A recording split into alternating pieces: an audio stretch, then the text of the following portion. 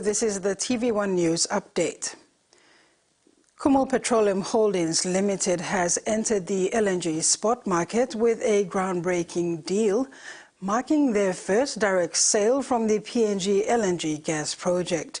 Notable attendees included Deputy Prime Minister John Rosso and Managing Director Li Xiaolin of PCSG Petrol China. They've secured a deal to sell 144,000 cubic meters of LNG to PetroChina International Corporation Limited, signaling independence from long-term agreements. Managing Director Wapu Song highlighted the significance with plans to sell approximately 14 LNG cargoes over 4 years, and discussions are underway to increase their project stake. Song noted that this sale represents KPHL's share of excess project volumes, as the project now produces nearly 2 MTPA of LNG beyond its long-term commitments. This move signifies a new era for both Kumul Petroleum and the country, with promising prospects for direct LNG sales from PNG. Upstream, downstream, everywhere across the entire project footprint. Without your dedication and hard work, we wouldn't be producing excess volume like we realize the value today.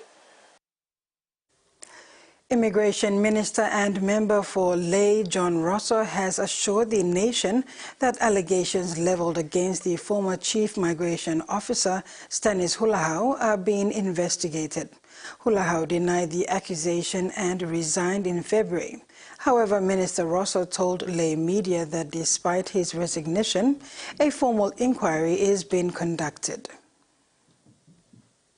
The allegations are treated very seriously, and the acting the CMO has resigned over those allegations. That is why government has moved forward with ensuring an audit is done, and hence the appointment of the acting CMO, which Mr. Wellington Navasiru, which is sitting with us today. Whilst he's acting, we will advertise and in due course appoint a permanent CMO.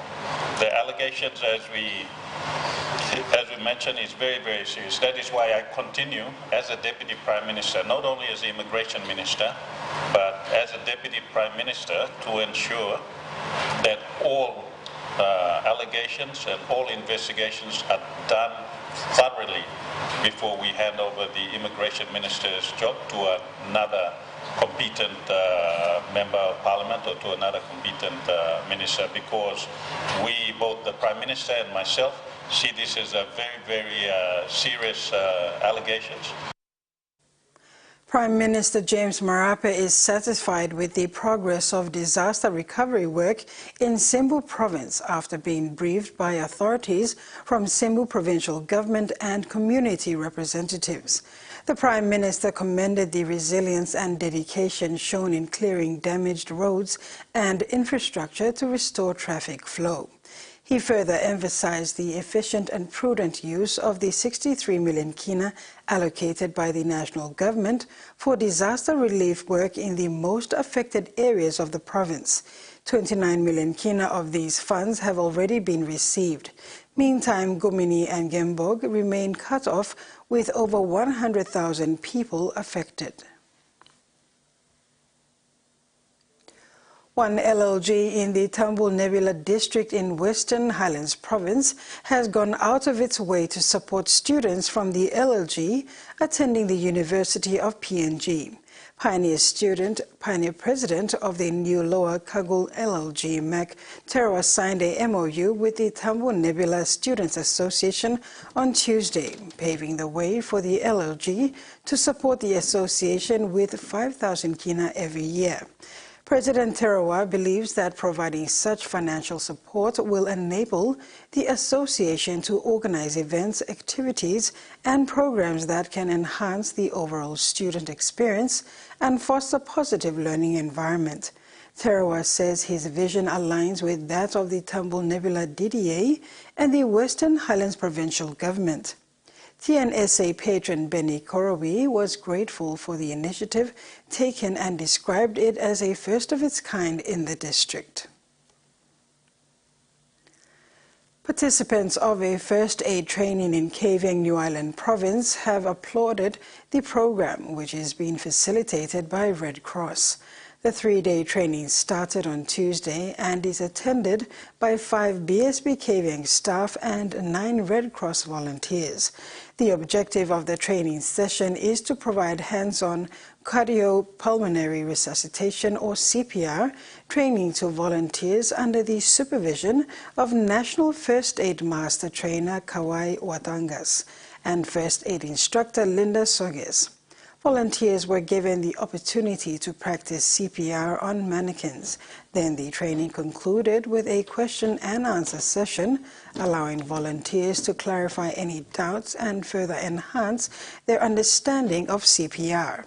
One of the volunteers, Hubert Milake, commended the facilitators, saying the CPR training session was a valuable learning experience for all participants, and they look forward to continued collaboration and skill development within the Red Cross Kavieng branch.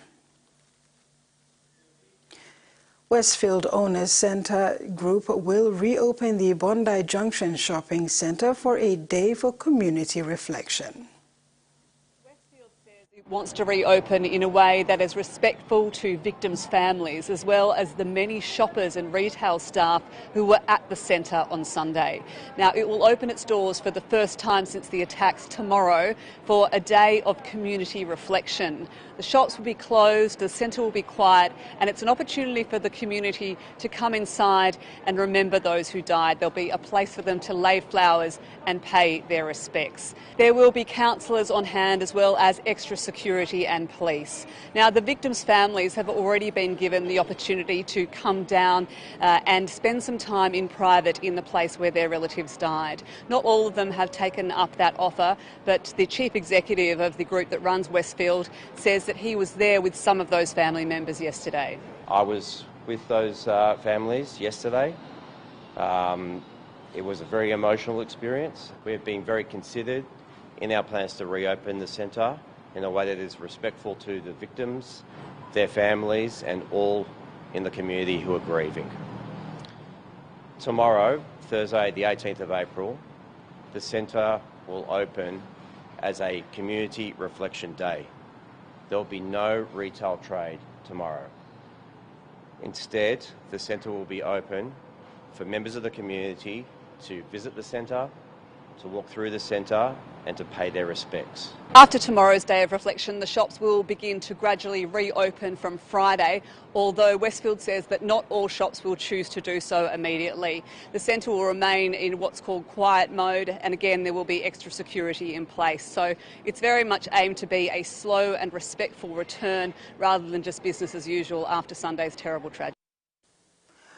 Widespread flooding and heavy rain in the United Arab Emirates are causing major flight diversions at Dubai's international airport. Dubai, the Middle East financial center, has been paralyzed by torrential rain that has caused floods across the UAE and Bahrain, leaving 19 dead in Oman and at least 1 in the UAE. Dubai International Airport, the world's busiest air hub for international passengers, diverted scores of incoming flights amid the flooding. Shopping centers are closed and some roads have collapsed due to the rain. With further storms forecast, schools will remain shut. A mother who lost her daughter in a crocodile attack outside Darwin is appealing to the Northern Territory government to consider more public education instead of expanding culling. The Lola government wants to remove more aggressive crocodiles because of rising concern about attacks, but some experts don't think it will work. O'Sullivan has coped with the death of her daughter 15 years ago by taking crocodiles head-on, starting a small farm to sell skins and crocodile products. There is a lot of things that we do in Brioni's memory. The name of our farm is in her memory. Brioni was 11 when she was taken by a crocodile while swimming in a waterhole near their home 60 kilometres outside Darwin. It's still very traumatic and it's still very deep-seated in our hearts. Her death prompted the NT government to start very limited culling and removing crocodiles from Darwin Harbour. But her mother doesn't support its plan to expand culls. And I think that's going to be giving a false sense of security. Leading Australian and overseas experts have told an international crocodile conference in Darwin more culling won't work. Culling as a means of improving public safety is not going to work. When crocs are removed from their territories, others move in. And then that's potentially an unsafe situation. It's sort of drawing in the male crocodiles. Experts instead advise more public education. The real challenge is often actually human behaviour. And more resources to keep tourist spots, advertised as croc-free, clear. If the government says you can swim in that place, they've got to be sure. Some remote area traditional owners want more aggressive crocs removed. 3 people got taken by croc in our region from the last 10 years, maybe 15 years. As crocodile numbers grow, both experts and those already affected are warning all top-end waterways should be considered croc country.